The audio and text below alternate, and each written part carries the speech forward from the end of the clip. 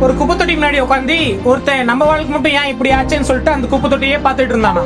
அப்ப அந்த வழியா போயிட்டு இருந்த பெரியவர் ஒருத்தர் அந்த குப்பை தொட்டில இருந்து சில அட்டைகள் எடுத்துட்டு போனாராம். ரெண்டாவதா வந்த ஒருத்தர் அந்த குப்பை தொட்டில இருந்து சில பாட்டில் எடுத்துட்டு போனாராம். மூணாவதா வந்த ஒருத்தர் அந்த குப்பை தொட்டில இருந்து சில பிளாஸ்டிக் துண்டுகளை எடுத்துட்டு போனாரு.